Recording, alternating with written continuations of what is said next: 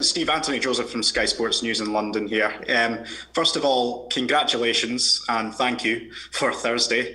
Can you just sum up what the last couple of days have been like, and for yourself personally and also for the team, now that you've had a bit more time to reflect on it? Obviously a fantastic achievement for this group of players. Something that we've been thinking about and working towards for, seems like a long time, but over a year. And thankfully it all came together on the night.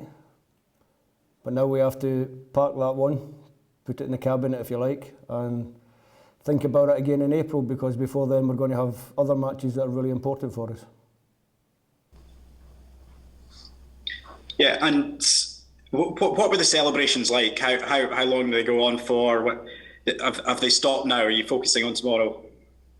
No, the celebration stopped on the night, and to be fair to the players and the staff, that we did enjoy ourselves. It was a good night, but it broke up naturally. No, there was nobody forcing anybody to go out. It was a long game. It was 120 minutes, so emotionally and for the players physically, so physically and emotionally, they were very tired, so eventually they got to sleep. We enjoyed it. We enjoyed the celebration, as we should do after such a long wait. But now we trained this morning. It was a good training session, and we're getting ready for the game tomorrow. We were speaking to John Carver earlier this morning, who injured himself in the celebrations. Is there any other injury news or anything for tomorrow? Obviously, Lyndon Dykes suspended, so without Lyndon, I've got one or two knocks in niggles, and Andy Robertson would be the most doubtful out of the ones that have got a little question mark over them for the game. So we'll give them another 24 hours and we'll see how they are. Unfortunately for John, his injury is a little bit more serious. He's on crutches, but as a member of the coaching staff, it's not so important that John runs up and down the touchline. So unfortunate for John, it was a sore one, and I should emphasise the fact that he got the injury on the pitch, not in the celebrations when they were doing the conga later on. So that's important to mention that. Yeah, definitely. And on Thursday, you briefly talked about the finances and how it could be beneficial for the SFA qualifying for a major tournament. How detrimental has it been missing out on 10 tournaments, and how much of a benefit is it going to be with getting this extra cash for the development of Scottish football? I think for the development of the game in Scotland is obviously crucial that the governing body have the funds to back the game at all levels. But I think the question about the finances and whatever is for someone above my head. I'm only the head coach and I look after team affairs, so I think maybe you're better speaking to Ian about that. And finally, Steve, one of the singers of I Can Boogie says she wants to re-record the song with the Scotland team. Is that going to be the song for the Euros? I haven't even thought about it, to be honest.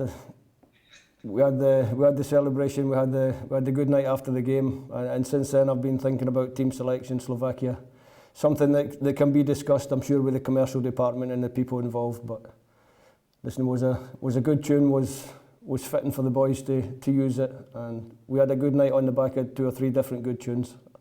But I'll let someone else deal with that. Cheers, thanks, Steve. Thank you. Steve, as you and the players come to terms with your newfound legendary status, I just wonder, you're all celebrating, as you say, in your own little bubble, but how much of the adulation, if you like, from Scotland as a nation have you been able to kind of soak up, given that you've been away from home?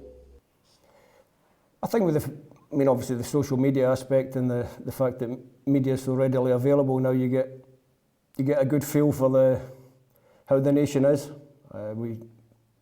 From what I can gather, we definitely made them smile, we made them happy, which is great. But obviously we're a long way away from it as well, so in a way that's going to help me to get them focused and refocused on the 2 very important games coming up. You mentioned obviously Lyndon Dykes' suspension anyway and a couple of knocks, but just given the sort of physical and mental exertions, not to mention the celebrations, would you be tempted to probably make more changes for this next game than maybe ordinarily you would between two games like this? Yeah, yes. The short answer is yes. The long answer probably takes in the fact that the celebrations wouldn't have anything to do with it. Like I said, it was a good celebration, but wasn't crazy, wasn't silly over the top. But yeah, it was a physically draining game, but emotionally also very, very draining for the players who were out there on the pitch. So, like I said earlier, I'll give them another 24 hours. I'll speak to 3 or 4 players that I've maybe got a doubt about going again after such a tough game, and then I'll come up with a team selection that hopefully gets us another 3 points. Is it helpful in some ways to you that actually Slovakia are in the same boat, that they also played 120 minutes and probably have gone through a similar process? Yeah, I think both teams will be in a similar frame of mind. The Slovakians obviously had a great result, difficult place to go, Northern Ireland, and get that victory. They had to play 120 minutes as well, so yeah, both teams I think physically will be on a similar pattern. Steve, you've probably never had in Scottish football so much reward for so few goals. We've had 3 goals in 7 hours of football. We're through to our finals. We're top of our group. That's one area of satisfaction for you, but is it something you'd like to remedy fairly quickly also? If we keep winning and we keep getting through and we keep being successful, I'm not sure why we should spend so much time worrying about the number of goals scored. It's about the number of points that you get and the number of qualifications you get. So thankfully I can now say that we've got a qualification for the Euro 2020, and we've had a good run of games where we've picked up a lot of points, which has put us in a very strong position in the little group that we're in. Steve, we've seen clearly what the... Because of the euphoria at home, has it been difficult to get people to realise that this is also a qualification process? No, the players understand the importance of the next games, and I think everyone involved with the Scottish team should understand that we're in the Euro 2020 because the path that started under Alex McLeish and his staff and the players at that time 2 years ago, 2018 I think it started, is the path that led us to Euro 2020. So we have, as a nation, we have to understand that it was a very, very important tournament for us, the Nations League. So the next pathway from the Nations League can be to the World Cup Qatar 2022, and that's got to be the target as well. We'll take a question from Sheila. Hi Steve, you've talked a lot about the momentum and this great unbeaten run you're going on. How important is that not to alter too much in the mindset and what's going on for these next few games, even though you do have some exhausted players? No, the mindset will be the same. The players are determined.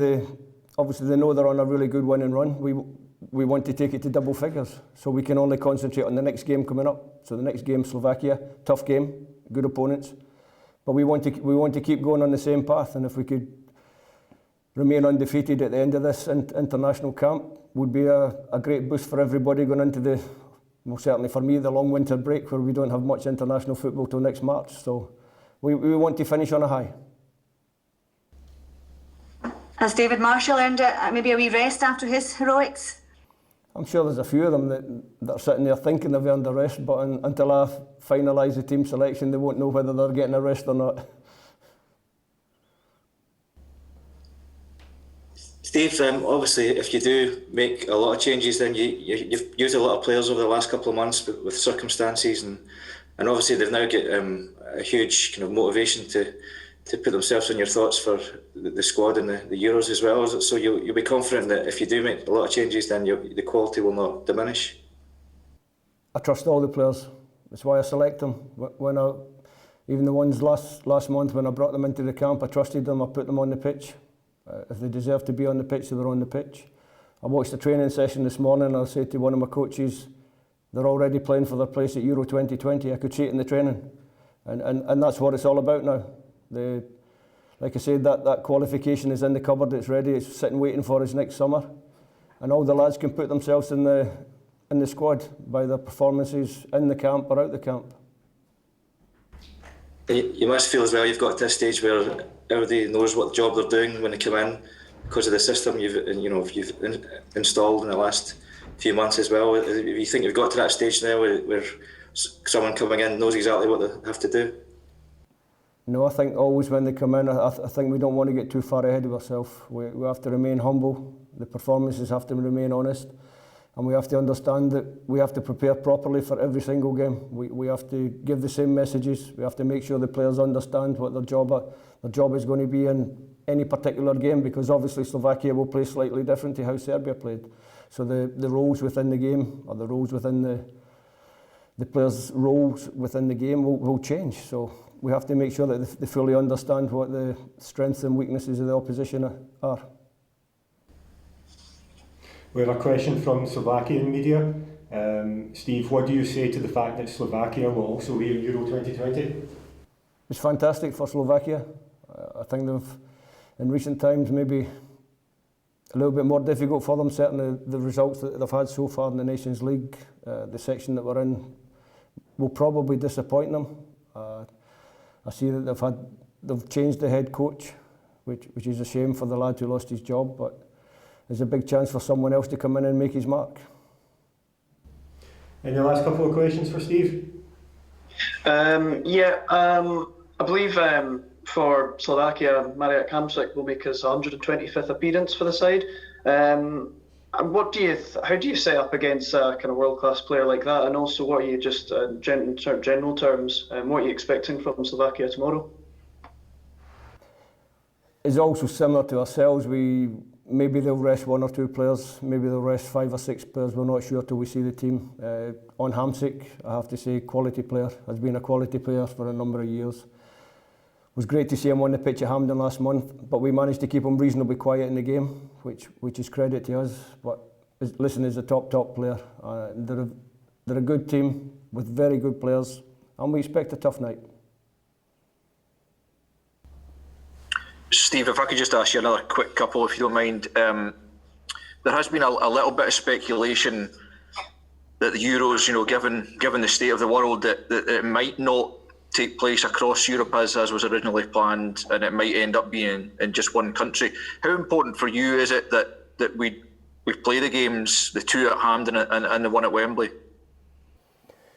Not something I can control, really.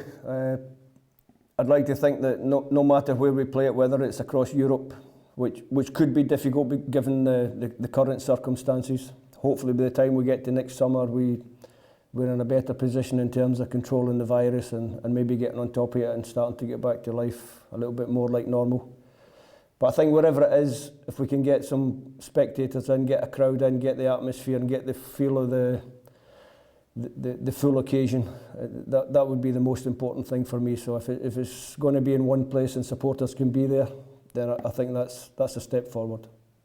Final question? Just finally, Steve, you mentioned the unbeaten run potentially going to double digits. I was just looking back, 10 games unbeaten. The last time Scotland did that was in the 1920s. Does that mean anything to you? Sometimes I hear managers and players saying that unbeaten runs or the actual records don't matter, but I mean that's an incredible statistic, is it not? Yeah, it's an impressive statistic, but we haven't done it. We haven't gone 10 games. We concentrate on the next one. I understand why managers say it's not that important, because it's not. It's what we achieved on Thursday night, nights like that, moments like that, tangible reward. So you get a tangible reward is to win the semi-final against Israel, win the final against Serbia, and you go to a major tournament. The stats and the facts and the figures, that's for other people. We just want to win the next game, which is Slovakia tomorrow.